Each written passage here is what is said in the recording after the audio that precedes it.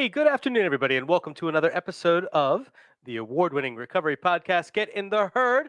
Come on in, have a seat there, my friend. There you go. Perfect, perfect. See, we got people getting in the herd over here. You can't see, but over there we've got people, and they're getting in the herd over there. So, look, my name is Nathan Mitchell. I am the host today of this award-winning recovery podcast, Get in the Herd, brought to you by the McShin Foundation. Today, we are honored to have with us John O. John O um, came to us from. Well, actually, go ahead. Where are you from, man? What's going on? Well, I'm originally from Manassas, but the last couple of years, I lived in Edinburgh and Woodstock area, Yeah. and I had four children and a wife for 10 years, and I ended up cheating on my wife and ruined all her trust, and she even tried to take me back a few times, and I was too busy chasing younger girls around. You're Uh, not even that old yourself. 40, Are you 40? yeah, I'm 40. Woo. Yep. So I'm just trying to get to the basics here. Uh, Yeah. we ended up getting divorced. Uh, I got into a motorcycle chase with the police. Wait, what? Yeah, Wait, what? yeah. Let's wait. Let's start there. tell me tell me about that. So All right. what was going on, and what were they? And did you get away? Yeah, I got away. Did you? Yeah, Did they find you back? They find you? eventually, but it was too late. I went from having like 13 felonies to one misdemeanor by the time they caught me. So yeah, I was just over at a buddy's house. We were playing cornhole and stuff in the backyard with all the neighborhood kids. And we were drinking, Yeah. and he got his motorcycle delivered up there and asked me if I wanted to ride it, but he already drove it down the road a few times with no helmet on, and the neighbors called the police on him. And I was the one coming out of the driveway the next time, so I just ran, got Uh, away, why did you run? uh, because because the police were coming after me. All right. Okay. Yeah, Okay. I wasn't ready to go to jail. Okay. You think you would have gone to jail simply because of not having a helmet on? Well, it'd been my fourth DUI. Oh, the drinking I part too. definitely would have went to Yeah, jail for at least 5 years. gotcha. Okay, okay. Yeah. Well, let's okay. So during that time, I got away and I ran to some biker's house I knew, and ended up working there and staying there for 4 years on the run. 4 years. Yeah, and Okay. What were you working on? Bikes, carpentry work. carpentry work. Okay. Yeah, doing carpentry work. I did a lot of work around the neighborhood out there to get food and cigarettes and things like that, and support my drug habit. Yeah. Yeah, So you got 4 years. You're doing carpentry. You're doing odd jobs to support a habit. Living with some biker dude. I like that yeah, description. yeah. It tells a it tells that creates a story in my head. Right. I've been yeah, I get that. Um I'm just amazed it was 4 years. So what happened after that? Um. Well, after the 4 years, I had this guy that was around a lot that was taking advantage of me a lot here and there for like $30 or $40, meth and stuff like that, Yeah. drugs. And one day he had four 8 balls in a bag, and I took it from him. And uh, anyways, long story short, I was over at some other people's house for the night to hang out, and he just left that house, and he called the police and told them I was there, and I had a warrant for child support. Uh And that it was a wife. crazy night because I ate all that. Wait, four I balls? ate two 8 balls and a half a gram, and Wow. they took me to the hospital in Woodstock, and they gave me all the meds that they could to slow my heart rate down, and it Yeah. didn't work, so they flew me up to Fairfax. Oh, to Inova Hospital. Yep, Yeah. yeah, they saved my life in there. Oh wow. That's so that's for those keeping score at home. That's a lot. Yeah, We don't need to talk too much about specific drugs, but that's a lot. it's a lot. That is a lot, and I'm surprised you're still alive. Frankly, Yeah. that's a lot. What happened? So what happens after this? So okay, so you're at Fairfax and Nova Hospital. They're giving you they're giving you medicine to bring you down from what I imagine is a pretty severe, crazy high state. I don't remember a lot of it. I Yeah, was hallucinating. They said a lot. I don't yeah, remember much of it at all, except for waking up in the hospital. yeah. Did you get arrested after that? I did. Yeah, I stayed in the mental hospital for like a week maybe, and yeah, talked to them about what was going on in my life and stuff. And as soon as I told them I was all right to leave, the police came and got me, yeah. and they took me to jail. And then they shipped me over to Loudoun County, where I did 6 months for the child support. And then I got out of there Right. and went right back to the same place that I just came from, and Oh, I back to the biker dude. back to there, yeah. Yeah, And oh man, I was not doing really good at this point in my life because I had just missed all those years with my kids and wife, yeah. ex-wife now. But I wasn't feeling good about myself. I was suicidal, and I actually had bought a pistol this day on one day to shoot myself. Yeah. And I ended up with these people that got into a domestic dispute, and the police were there when we got back to their apartment building, and they wanted to know who I was. And I just kept telling them my name is John. And the whole time I got meth on me, I got a pistol in my pocket, and anyways, they figure out who I am. Somebody calls over the radio and says, "Ask him if his name's John Outland." And I said, "Yeah, I didn't want to lie to him after you know what I mean? They figured it out, and they said I had a warrant, so it was for internal possession charge from the day that I got the helicopter ride Mm. to the hospital before. So Seriously? yeah. Yeah. So then I told them, "Yeah, that's me. I have drugs on me, and I got a pistol in my pocket and needles." And they let me take all the stuff out of my pockets, and took me to jail where uh, I got a 30-month sentence, and I had to do 26 and a half months on it. And I was out for, well, while I was in there though, that's when I met the McShin people. Mm. There was 27 months I was there. I did 11 months in the drug pod, Which? uh, Where were you? RSW. RSW. Yeah. 11 months in the drug pod. Uh, while I was in the drug pod, it was a little bit crazy in there. We had drugs in there. We had everything in there, cigarettes, whatever you can imagine. I mean, if you've been to jail before, you know what I'm talking about. It's everywhere. So For those of you who may not have been to jail, I want to pause you there for a second because this is a point that is constantly being hammered into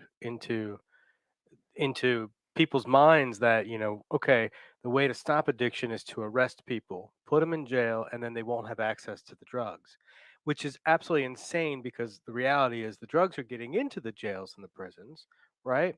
And jails and prisons are not set up to be the best. I know there's some good actors, and I was just in jail, jail program today, this morning.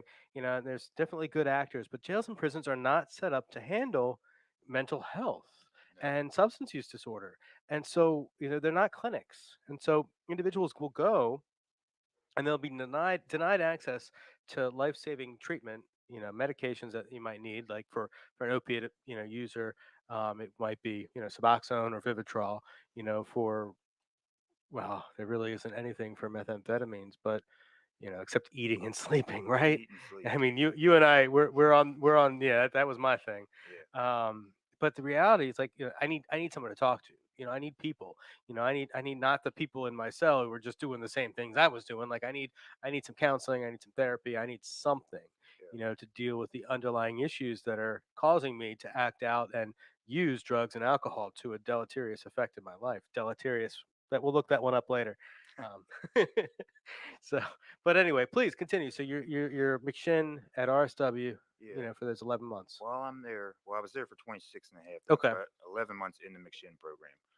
When I first got to the jail there, so I told you I was thinking about shooting myself the night Yeah. at that later on that night. Never made it there. The police arrested me. I'm thinking God has done this, like this. It's just a freak way that I got arrested. I had nothing to do with the domestic dispute, and it was just crazy. But so I get into the jail. I'm there for about 90 days, and I get on trustee, and they got these big knives in the kitchen, and I cut myself with one of them. Like I did a little test run cut. I really, I mean, it's a huge cut. I got a pretty bad scar from it, and I was getting ready to do another one, but something while I was there, was like, dude, I'm not really feeling like living right now, but I don't want to kill myself. Yeah. So I didn't. But when they found me, they took me to the hospital, got me fixed up, and when I came back to the jail, uh, the captain had come and talked to me, and him and I decided it'd be best if I went to the drug pod. And I went to the drug pod, and I did a lot of work on myself in there, but I was not ready to quit doing the drugs and the alcohol yet. I Yeah. just thought I could just fix myself, you know, and everything would be all right. I could keep on using, and life would go on. And this is after, losing my whole family. That's like the most important thing to me in the world is the kids, and Julie was losing them because of my decisions. I'm still not done, at that point with drugs and alcohol. And so I'm in there, there's stuff inside the jail, there's drugs in the jail. And as I was in there more and more and more, the hope that I got when I first talked to the people kind of disappeared because people were getting high and teaching groups and stuff. And I was like, this is just bull. It's crap, trash. It's not real. And so, anyways, I get out that time. The people teaching groups, just to clarify, if I may, people that were teaching the groups are these other people. Inmates, Okay. other Okay. inmates with me, and I was getting high in there, you know. But I get out of that whole, ordeal there, and I get released. And while I get released from there, I get arrested by bounty hunters at the door of the jail. They take me to West Virginia for another possession charge, and I had to stay there for 15 days till I saw the judge, and he released me. And when I got out, I went to the mission in Winchester. I had somebody pick me up and take me to the mission there, and I quarantined for 5 days there, and then I went and worked for 3 days at my old job, and used again. This is all before I haven't even seen the PO yet. Yeah. I couldn't say no. I couldn't say no to the drug. Once it was put on the counter, man, I had to do it. And so the stuff that I get ends up being not really that good. I think it was like some bath salt stuff, and I started hallucinating really bad. Yeah. So the police get called a couple times on me in the same day. They drive me to somebody else's house one time, and that wasn't good enough. I left out of there and went somewhere else and was hallucinating again. And they came back to arrest me. They took me into jail for drunk in public. And so for about almost a year while I'm in the jail there, I'm making wine and still drinking and stuff. And one day I get caught making the wine. And for some reason, out of all the stuff that I've lost in my life, that was the one thing. Just getting caught for that, I thought about the consequences of, not being able to go to workforce because I got a charge. Hmm. Uh, and also I just thought, I was like, man, I'm a slave to this drug. I just can't live like this anymore. And so I get a hold of my buddy that came here to McShin. His name is James Funkhauser. He reaches out to me. Anyways, let me tell you this part first. So the day that I got caught with the wine, for some reason I was able to click over and be like, dude, I don't want to do this anymore. All right.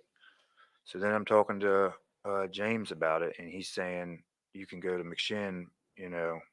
So there was this whole ordeal from that. Like my daughter wanted me to come to her graduation really bad, which is the first week of next month, and I really didn't want to miss that. But I think, looking back, I had to decide whether I wanted to come here and try to change my life, or did I want to go to that graduation and possibly go back to the same place that I just came from again. And the way that my friend is living, James, uh, really inspired me and made me feel like a lot of hope, because he's out there, he's got 3 years sober now, and that's what I want to do. I want to be like that. And I'm meeting in here all these people, that are sober, they're living good lives, They're in touch with their families. I wanted to get all that stuff. When does your daughter graduate? Next month? Yeah, next month, the first week of the month. From high school? Yeah, College? Okay. high school. You're 40 years old. 40 years old? I'm 40. You're 40? Yeah. Man, I remember being 40. Back in my day. Do you remember that? No. Yeah. Wow. And you have 2 kids, right? Four. Oh, I'm sorry. You said 4 kids. 4 kids. Yeah, we have Oh, my four goodness. kids. Yeah. I haven't seen them in 8 years. I mean, I got pictures of them. I got to see them on visit on at Christmas. But Julie and I, that's my wife. We had an agreement, while I was doing all the stuff I've been doing, like doing drugs and getting arrested it seemed like I was getting arrested every week, Yeah. uh, that she, it just wasn't a good idea for me to just keep coming in and going back out of their lives. So I'm hoping, with the help of McShin here, I can get, you know, where I need to be, to live a sober life and work these steps that they have for us. Yeah. Uh, Change. Change? Yeah. Well, I admire, I didn't, I think I met you when James brought you. I think I met you that day. Yeah. Yeah, because I do love seeing James. He brings some joy to this place, and I've known James since he got here, since he first got here, and it's it's always as we're over in the corner over there is another participant who's making a decision to turn his life over to doing the kind of work that we do around here, which I think is an absolutely brilliant decision, and I think that he has the opportunity to be really successful at it if he just sits down for a little bit. But that's a side conversation for another date. Um, Yeah. He's a good guy. he is a good guy, right? Yeah. And I love that. People get into this. People there are people who go through these incredibly traumatic experiences, come out the other side, and then want to help other people. And whether we make a career out of it, or whether we do it through the rooms as a sponsor or a mentor, we it's a beautiful thing. I work a program of recovery that teaches me that the next person is the most important person in the room. The next person joining. Art, I'm not able to talk today, bro. Words. Words. Words. Thank you. I look to Art for inspiration a lot. Actually, he's very he exudes calm in a I'm afraid of what's underneath the surface kind of way. Whereas, I look at you, and just because I we haven't talked much at all since you've been Not here, really. and every time I have talked to you, you are. I knew that you had seen some of our material in jail. So I knew I wanted to bring you on so we could talk about that. Yeah. But I also knew that every time I talked to you, I thought, okay, you're quiet. It might be, you might not get much. I didn't know how much of a conversation we would have, honestly. Yeah. And I'm thinking it might be a lot of me talking, which I bore myself, right? So I told Art, you back me up on this. I told Art, be ready to talk, right? Just to have a conversation. And I also knew that every single time I talk to you, you are hands down like probably the most polite person in the building at the moment. Thank you. Super nice, super polite, and I'm going to use the word sweet, but I'm not going to mean it in a jailhouse He's a sense. sweet man. Yeah, Sweet. and I'm like, man, this gentle man, and I'm like, I'm eager to hear, because when I meet people who are really sweet and gentle and kind and polite, early in recovery, you know, uh, I'm a little confused Yeah. because I was angry, really angry. And I'm like, I look at that and I'm like, I want more of that. For me, like I want more of that, and more of Art. And Art is like I'm not kidding. Like he's got this calm that he exudes. Like every time I come into this building and I have moments, I purposely want to come in here. And he doesn't always know that, but I think I tell him all the time now. He just kind of is a calming presence. So, it Well, sounds like you've already kind of established that yourself. yeah, I used to be a really angry person. I used to black out and rage, like rage fits. And Yeah. over the years, I've been to some counseling and stuff. But I've done some things, out of anger, uh, that really upset me, and I wanted to change. And I just make a decision not to be like that. I just make a choice every day. I'm not going to be like that anymore, and that seems to work for me. I don't have to be angry if I don't want to be. I like that. And it's not going to fix anything getting angry at everybody. It just makes more problems. Yeah. Just pass it on to the next person. I mean, that's how I feel about it. So I choose every day not to do that anymore. How long have you been here now? This is my second week. Second week. Yeah. So tell me, if I forget, James, we got to the point where James brought you here, so okay, we can talk about this now. So you've been here about 2 weeks. This is your second week now. What's going on? How do you like it? Well, What can we do better? I don't know if you can do anything better. I mean, for me, this is all brand new. Yeah, Uh, it's just brand new. It's more than the drug pod. I mean, I'm going to groups and meetings every day. Uh, it takes me a while normally to like get used to people before I start, opening up to them. But for some reason, being here, I've been able to talk in the groups, even when I wasn't comfortable. Like my anxiety was so high yeah. that I didn't think I could finish talking. I just pushed through it and was able to share some stuff. And that's healing me. Sharing all this stuff with these people, and then also on the other side, I get to hear some of their troubles, that they've been through and their battle with addiction. So that's a big help too. On top of that, just like the brotherhood and the network that we have here. You know, on top of that, I get to meet a counselor. I get to meet a peer recovery guy.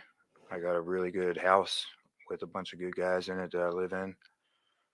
And I like that peer recovery guy. yeah, peer I recovery think guy. I think I'd like to have that on a card. Nathan Mitchell, peer recovery guy. You think so? What do you think, Art? Yeah, I think we should do that. Yeah, I'm peer recovery guy too. All right. yeah. Art just took the class, so a peer recovery specialist class. But I think um, we need a fourth camera, one for you. We all right. So We need to look, get a third one first. fair enough. All right, fair enough. Well, I have a total squirrels. By the way, can you tell what my DOC was? Okay. And a lot of it. Where the hell was I? I was on fourth camera, wasn't I? I I have a GoPro. That might work. It might. Hit me up. We'll talk. 8K? We'll talk. What's that? 8K? 4K. It's 4K. yeah. Yeah. You don't Yeah. want it. But there are very few people. There are very few people who have an 8K capable television. Yeah. And certainly not a bunch in early recovery, It's a little unnecessary. and not the tablets in jails. Yeah.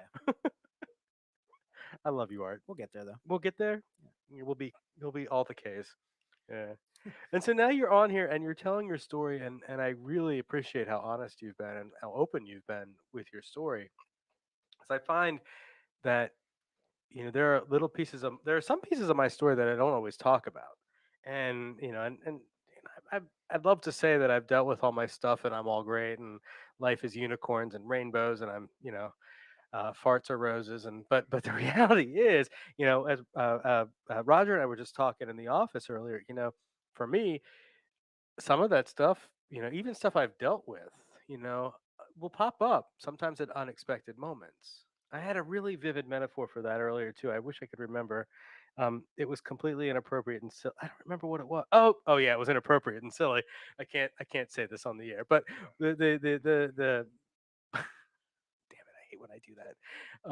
I hate when I do that. I can't do this on the air. Um, I'll tell you later. All right. But the point is that at the most inopportune moments, sometimes something will pop up, and I'll be like, "Oh man, like I thought I dealt with this anger, fear, resentment, whatever," and suddenly it's like, "Oh well, wait a second, it's just popping up again." I had something like that happen yesterday. Yeah, Yeah, I was meeting with Moses, yeah. Moses will and do that. he got me thinking a lot. I thought that I was pretty well resentment free, besides resenting myself. Yeah, And he uncovered, I still have resentments towards my parents.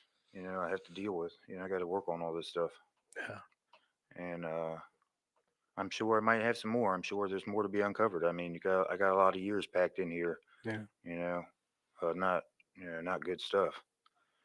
So I've done a lot of stuff, to harm other people, and I've been harmed a lot myself too. So that's something else that helps me not get angry. You know, Yeah. just because I've been on both sides of the, Yeah. you know, Yeah, Moses, I've known Moses literally since I walked in this door. He yeah, was probably the second or third person I met when I got here. And I struck walking in with my mom a week out of jail. I was in Warrenton, yeah, in Fauquier County. I think we talked about this. And I had only been in for 63 days, something like that, or 60 days in Warrenton, 3 days in DC. But it was enough. I'd been in for 18 days, a year and a half or so before that, which I thought at that time was enough. yeah. I wish that was enough for me. Yeah, well, I turns out that I mean there's opportunities for more. Um, but Moses was one of the first people I met, and so I love that because he remembers, and he remembers my mother and all the interaction and whatnot. And I I've never really asked him what his impressions were because I guess I don't really want to know. Yeah, Excuse me, I really don't want to know.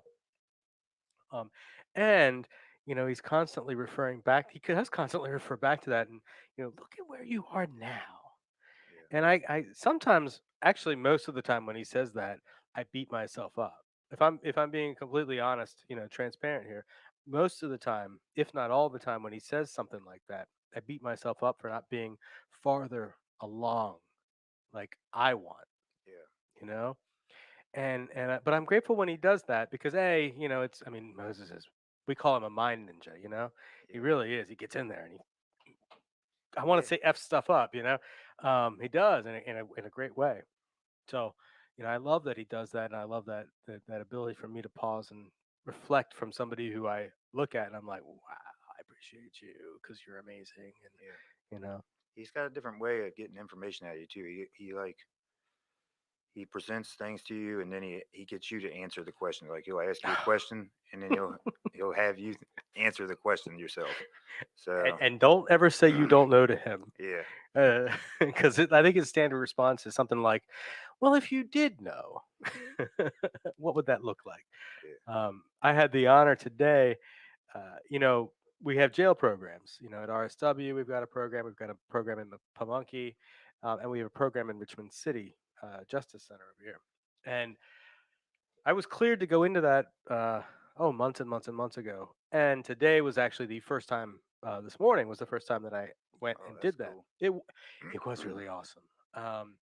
And I, me being me, I'm like, I look at myself and I'm like, what do I have to offer anybody? Blah blah blah. Look at me, so sad. You know, which my fears, my insecurities, right? My selfishness comes in there. But I had the honor of going in today and going in with Moses. That's cool. And also the guy who was, I don't know what his job there, but the guy in the jail, the contact who was in there with us, CO or whatever, but his name was Mohammed. So I'm there with Moses and Mohammed. I felt it felt very biblical in there, Yeah, or I guess very religiously. What do we got going on over there? Are you getting messages? Oh no, are we off? I don't know. No, Oh, we're good. oh, We're we're good. good. Yeah. Oh, you've got Outlook on. That's why. Yeah, let me turn that off. That's all right. I like keeping it fresh because I bore myself. Um, Moses and Mohammed. So today our topic was reentry.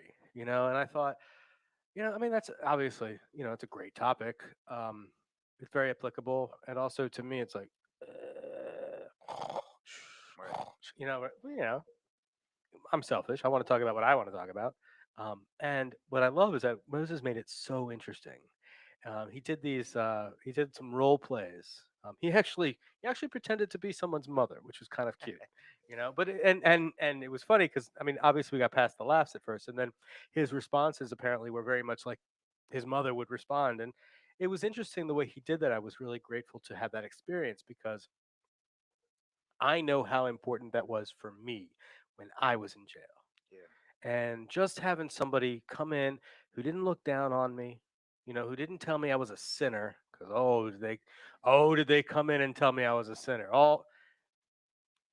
I'm gonna get myself in trouble right here, but ain't nobody freaking watching, right? But all the religious people, and that's not everybody, but all the religious people who came in there, except for one big one, it was all sinners, repent, this and that. And I'm like, man, I don't need to hear this shit.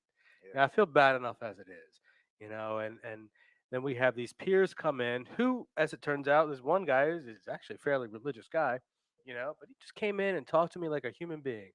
I think he'd actually literally been in the same jail that we were in. He suffered from the same disease I have. And then there was another guy. There was a religious dude, a Catholic priest. And boy, did I have a bias against him when I met him. I thought, you priest, I'm going to definitely not like you. But wouldn't you know, that guy, he looks like my grandfather, which was helpful because both my grandfathers were really, really sweet, kind men. And he looked like my grandfather. So I kind of was like, all right, let me give this guy a shot. And he actually talked to me like a human being. It wasn't like, let me cram Jesus, Mary, and Joseph down your throat. It was like, you're a human being and you deserve compassion and love, just like I do. And that was really helpful. So, there was a lot of great things that I got out of that experience in jail. Now, do I wish that something like that could be replicated and not be in the carceral system? Do I have to be incarcerated to get this kind of recovery? Does anybody have access? Does everybody have access to these kinds of recovery support services within the carceral system? No. So, what are the things I can do now in my role? And so now I'm off probation, so I can go into those jails and prisons, right? And I want to do more of that. We can do this podcast, which, although you may not have seen the podcast in jail, this podcast reaches 48 different jails and prisons across the country. And we're working on getting more. So, like, these are things that I can do. These are things we can do. John's been to, I think, like 40 states, something like that, where he's been. Did the lights just flicker? Yeah, I saw that. I was like, wow, there's God right there, right? These are things I can do, but it takes time for me to get to that point. Like, I got out of there. I wanted everything right away. And so listening to Moses talk about reentry, wasn't just about necessarily reentry back from jail, where we were, but reentry period into society, Yeah. into the all the things that come back. It's like, how do I have a relationship with my family, where I'm not trying to get money from them or whatever from them? How do I have a relationship with soap and water? How do I have a relationship with a job? How do I have a relationship with a landlord? When I paid my rent 12 months in a row, I paid my rent on Thanksgiving Day last year, and it was 1 year since I moved into my place. And when I did that, that was the first time in my entire life that I had paid rent for a whole year. Was not the best person when it came to landlords. I'd been evicted, lived on the couch, friends' couches, slept in my office a lot, slept in the van. There was a van that we had. Yeah. I mooched off my family for a long time. And I remember that Thanksgiving morning, not even really thinking about it because I got paid that day. And I was like, let me get rent out of the way now, and we had McShin every year. We have a gratitude meeting, I think at 8 or 9 o'clock in the morning, and easily my favorite thing that we do here. Easily my favorite meeting of the year. Yeah. Easily. It's everybody, and I get to see Jesse cry usually. So that always, I love my boss. I love my boss. I love my boss. I do. My God, I love my boss. I love everybody I work with, but it's a pretty powerful experience, and I didn't realize just how much that meant to me until I shared that in the meeting. Wow, I'm grateful that I did this today, and I was crying about paying the rent for a whole year. I didn't think that would be a thing. I mean, I didn't even. Yeah, me paying rent for a whole year. I mean, it seems like, well, normal people do that, right? But I'll never do that, and I did it. But it took a year. It wasn't overnight. I couldn't pay a whole year in a row. So it's those things, right? It's those moments that pop up that are unexpected. Um, so you've been here now. You're in your second week. I going way off of you, and I'm talking about me. Sorry. All right. Uh and see, we had like 5 people watching, and as soon as I started talking, nobody's watching live. I'm not going to take that personally today, am I? No, you're not. All right, cool. But you're in your second week now. Oh wait, hey, did we want to stop and do a commercial since break? I don't know. Sure. Yeah, we can do that. You know what? We are going to take a break, and then we'll come back in the next half. I want to talk about. I do want to dive more into what's been happening over the last 2 weeks that you're in now, and Okay. what's going to happen next. So this is a good time to take a break. Okay. All right, thank you. Here at McShin, we believe in the McShin way, which is authentic recovery support service providers, people with lived experience, bringing that experience to those who need that lived experience in recovery. Here at McShin, we believe in many things to support our mission. We believe in women empowerment. What I love most about what we believe here at McShin is we believe in the authenticity of the peer-to-peer approach. Here at the McShin Foundation, we believe in giving people opportunity. Here at McShin, we believe in the inherent worth and dignity of every person. At the McShin Foundation, we believe in helping people reach their full potential. Here at the McShin Foundation, we believe in multiple pathways to recovery. Here at McShin, we believe in placing principles before personalities to help spread hope. Here at McShin, we believe that recovery is possible and that any person seeking recovery can become a more acceptable, responsible, and productive member of society. Here at the McShin Foundation, we believe in self-discovery. Here at McShin, we believe in saving lives and offering second chances. Here at McShin, we believe you can do this. Here at McShin Foundation, we believe that we can only keep what we have by giving away, which is why we continue to help others like us seek and find recovery.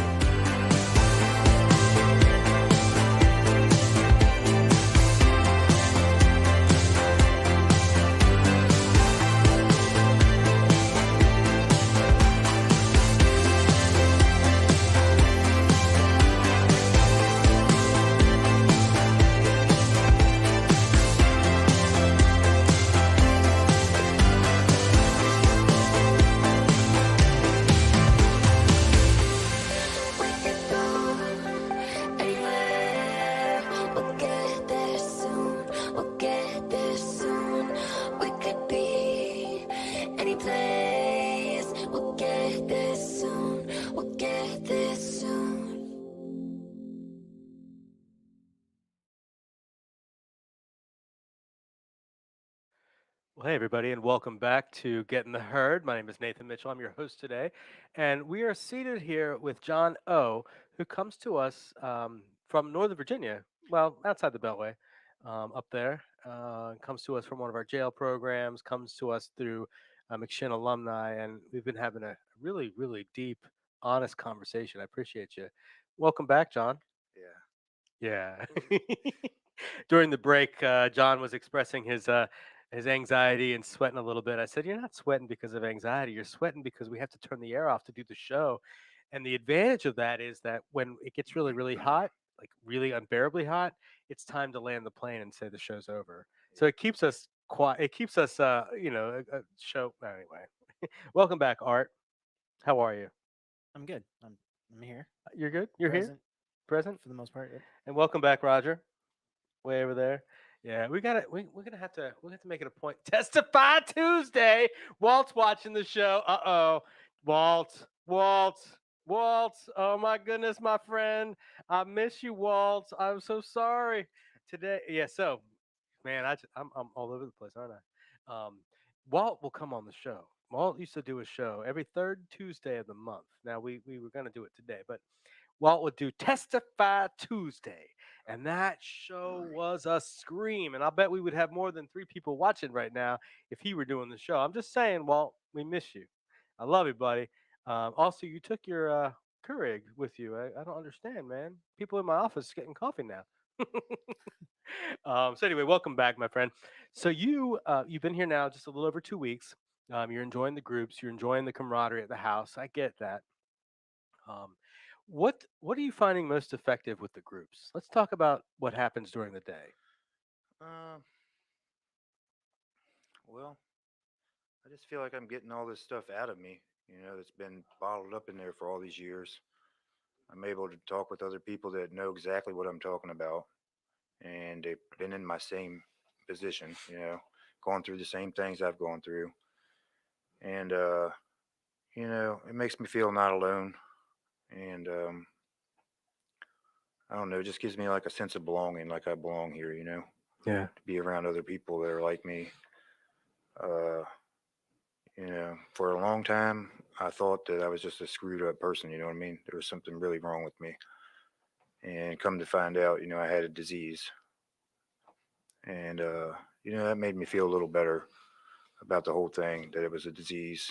And I don't know. I just like enjoy meeting with these people and talking to them and listening to them. I mean, I've heard so many stories since I've been here, not just in the classes too. You know, over at the house, some guys have shared some stuff with me, and it's been some, you know, pretty wild stuff. You know, but I can relate to it. You Yeah. know, I've been there. Have you, and you've been sharing your story pretty openly now. I've been sharing a good bit in the groups and stuff. Yeah. Yeah. How about at the house too? um, I guess not as much at the house. I'm kind of getting into, you know, it takes me a while when I'm around people to get comfortable. Yeah. Yeah. Um, you guys do at your house. So you're in the intensive male program house. Yes. What for those who may not know what that is, you know, explain what that means. You know, what is the 28-day program? How does that work for you? What are the I would say rules. I hate that word too, but what are the guidelines? What are the rules? You know, what Uh, what do you do all day? You know, well, and it's a house. it's a real Yeah, house. Yeah. one thing sorry, I asked a question that I cut you off, but one thing that I didn't realize, you know, when I was in jail and, you know, looking at McShin and then got mandated here is like, I just assumed it was some building and we all lived in like a dorm and, you know, it was all clinical and yada, yada, yada. It turns out you come to this place, it's in the wing of a church. You know, the intensive male program is a house across the parking lot.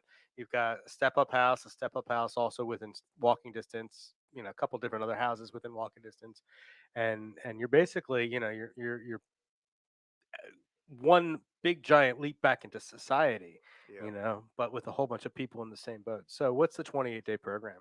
Well, it's a little bit different than just, you know, leaping into the society. I mean, you Okay. get it's a gradual. I mean, for me, it's a nice transition because I'm institutionalized from being in jail so much.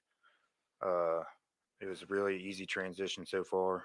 Um, so when I got here, uh, you know, I did my intake stuff, and then James took me to the grocery store and took me to the probation office, and staff helped me out with my medication. Uh, so we get up in the morning and we get ready for the day. We do some chores around the house, and then we have to be over here by 8:30 for our first meeting. That one's like a feelings check.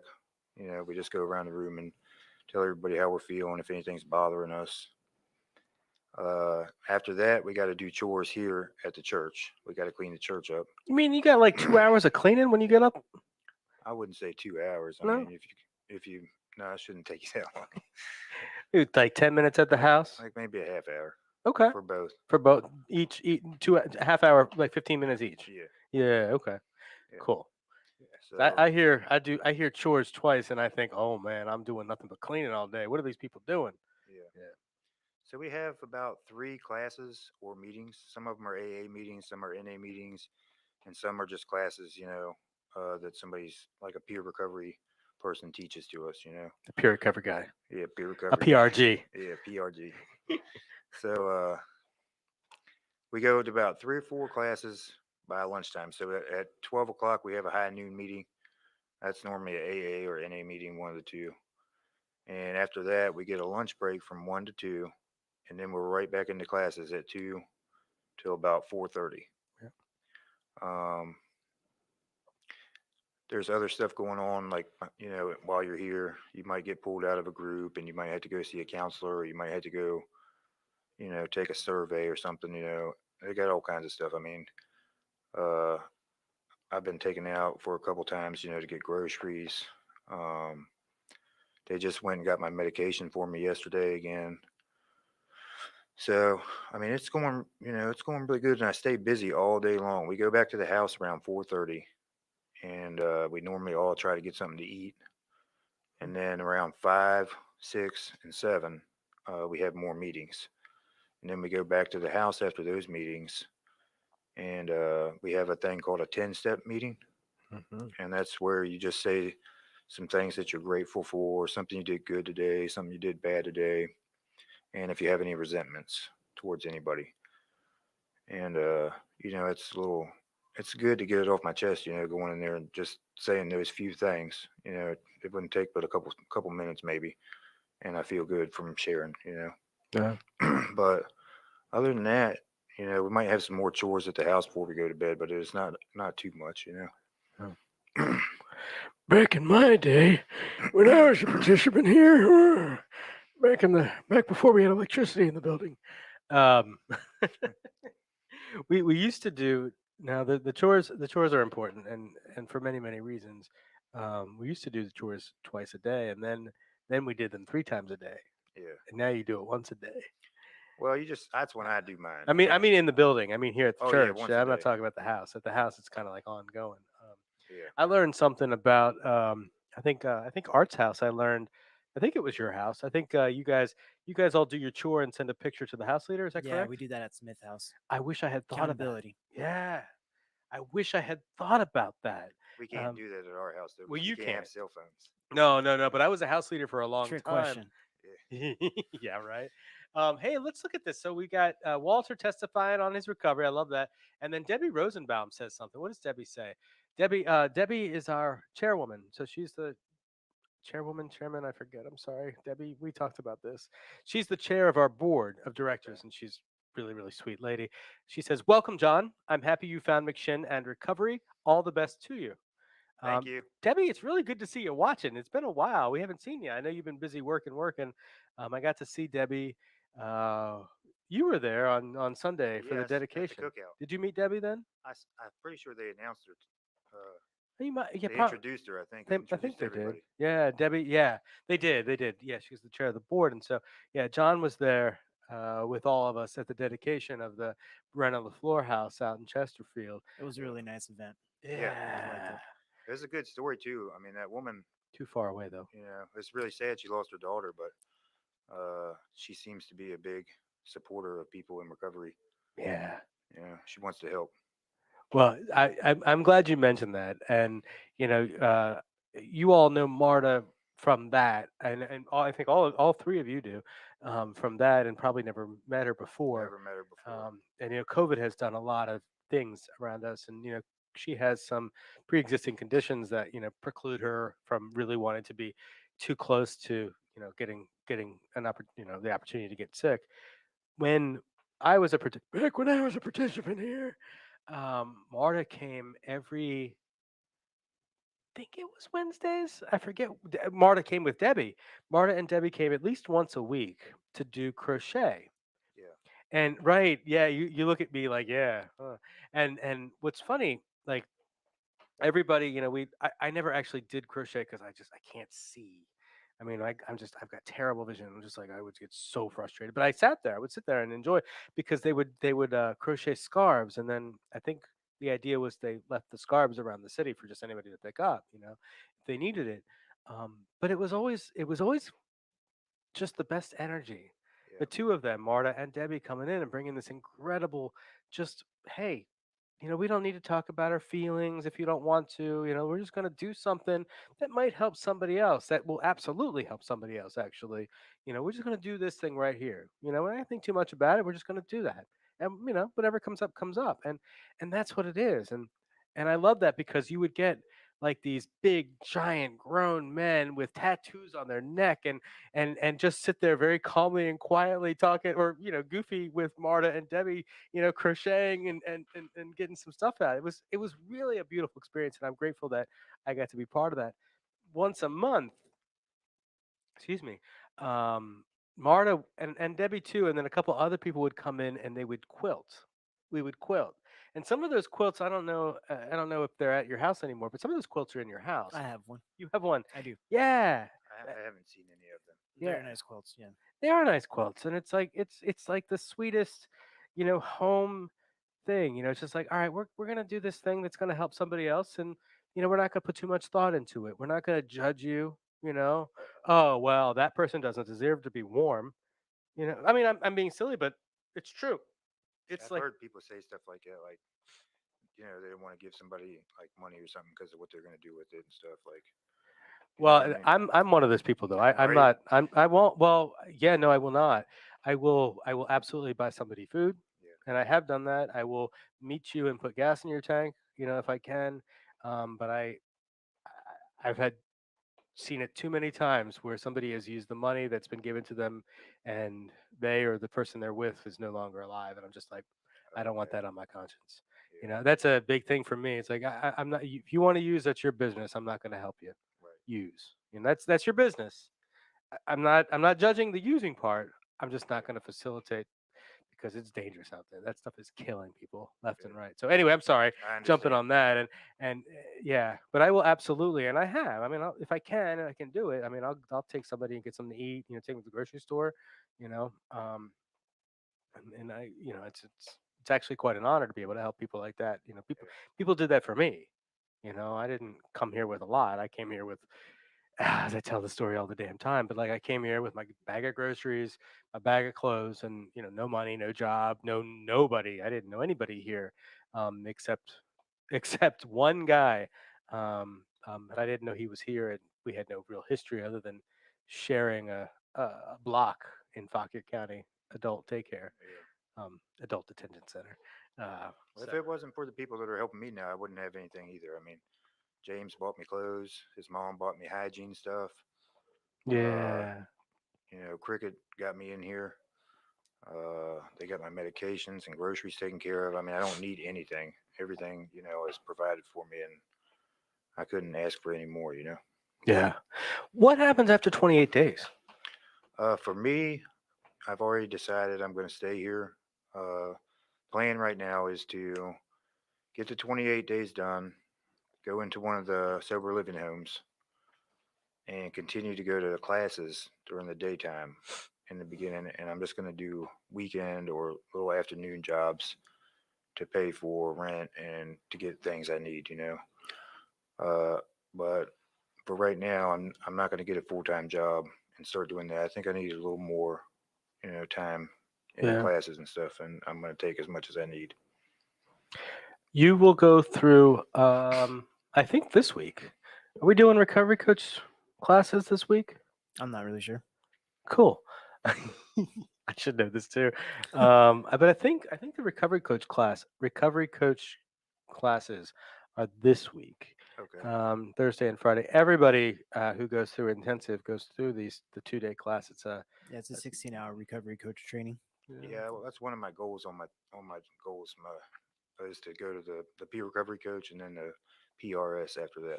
You want to be a peer recovery guy. Yeah. I like that. PRG. PRG.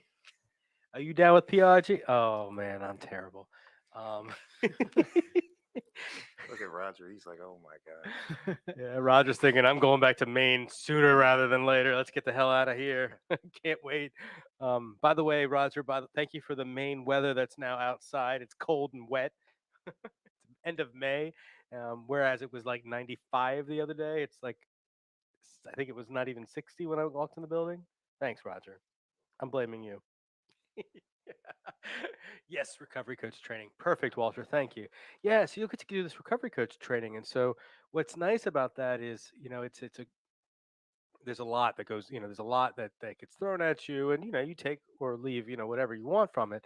And, once you get through that, like, that kind of gives us an idea of like, all right, well, he's been through this, maybe he, would think about being a house leader or a peer leader in some other respect, or, maybe facilitate groups. That would be cool. Yeah. Be a house leader or something. That'd be really cool. Yeah. And I was a house leader for a very long time. I know assistant house leader, right? Assistant. I know you, Roger over there was an assistant house leader for a little bit. Yeah. That's something that was unexpected in my recovery. Um,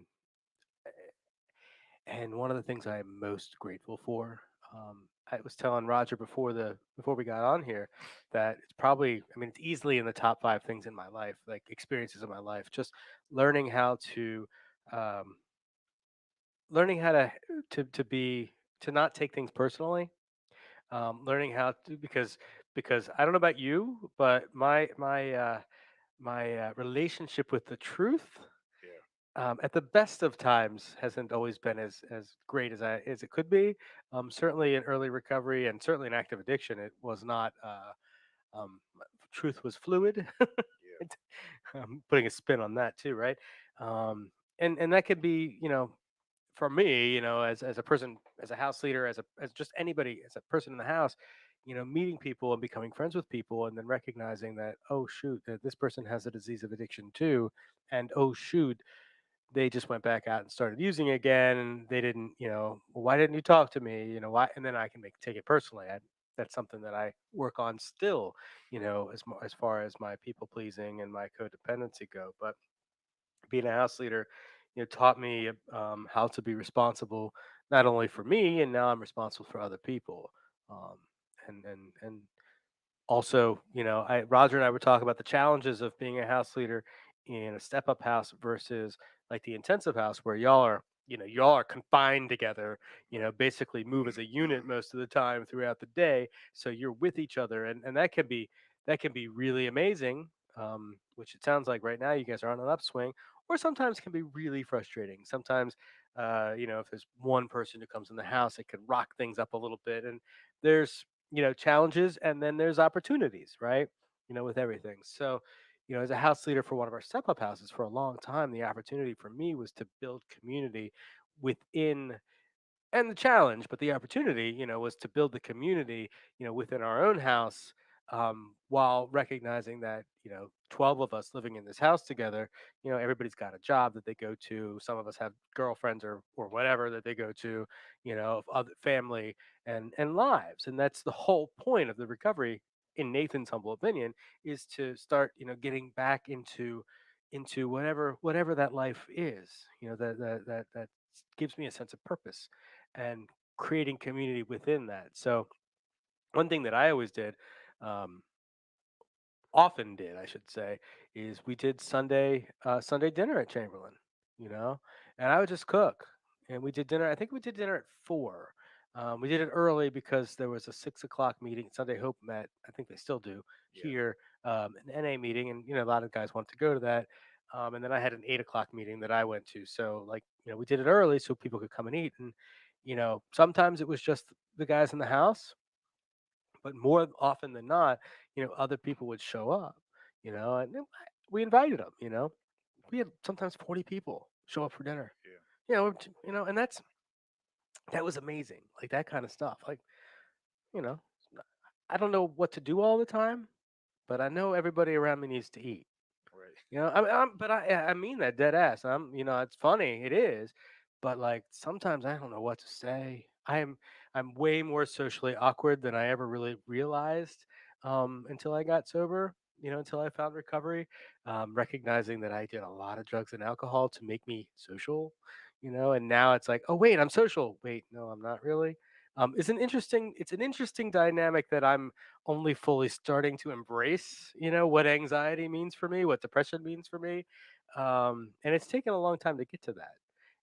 I thought I would immediately get back to the good parts of me that I liked, when I got clean. And the reality was there wasn't much that I did really, really like.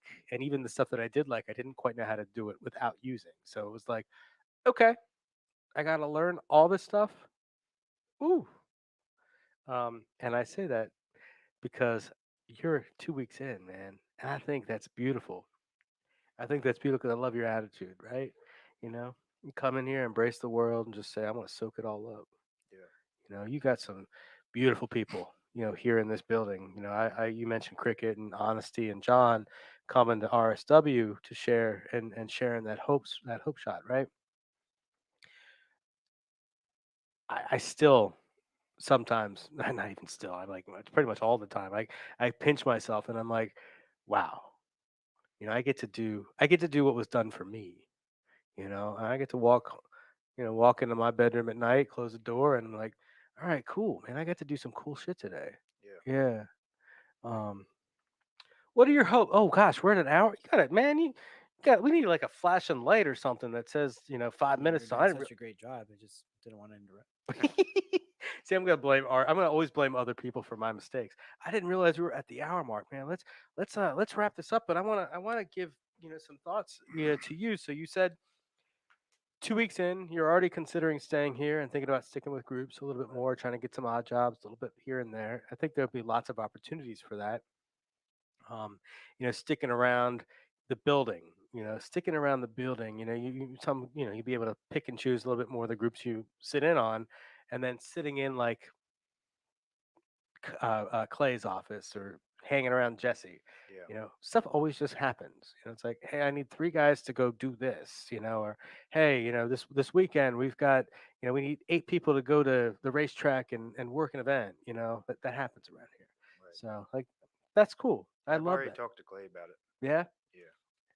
Man, I got a special place in my heart for that kid. I've known him for a while now too. So it's neat around here to see people get their lives back, and then to start giving back. I don't feel like I'm getting my life back. I feel like I'm building a whole new one. Like Ooh. I get to be whatever I want to be, whoever I want to be. I mean, this is like a brand new start for me. I don't have to try to get back what I've lost already because it's probably not going to happen. So I'm just looking forward to deciding who I want to be. What kind of values and morals do I want to have? What do I want people to remember me by? And I'm just gonna do whatever I have to do in these classes and groups, to keep getting to where I want to be at. Become who I want to be. I appreciate that. On that note, is there anything else you want to share with us? No, thanks everybody for helping me out. That's all. John, I appreciate you, man. I'll shoot this over to James too. By the way, I'll make sure he gets to see or listen to it. All right. Art, do you want to close out? You got anything else to say? Not really, but everyone have a nice day. Appreciate you, John. Thanks for coming on. You did great. Thank you guys for And having thank you, me. Nathan, for hosting. Oh, I like that. Thank you. He's so calming, isn't he? Yeah. He really is. I know. I just get tickled to work with the coolest people. And Roger, I know you're over there. I know you can't be heard, but yeah, so you got no last words. But it's good to see you over there. Thank you, buddy. Stick around for a while. I think you need to. On that note, everybody, we will see you Thursday. We missed you last week. Great event, great pictures. Let me tell you, man, the golf seemed to be amazing. It was hotter than heck, and yet it seemed like it was the best event ever. So, congratulations to Honesty and Monique for pulling off what was an incredible golf tournament last Thursday, and for Art for taking pictures and video, et cetera, et cetera. This Thursday, we're going to have Ed coming to us from Health Brigade. We're going to talk all kinds of things about health and recovery and what we need to do to make sure that we get back into that. Once we get into recovery, making sure that we're taking care of all the other things that come along. As I am now 46 very soon, all those things become way more apparent as I creak and groan and feel weird pains in my neck when I don't expect it. So we're going to talk about health and health and recovery on Thursday. So listen, everybody, thank you for tuning in. Make sure you stay in the herd.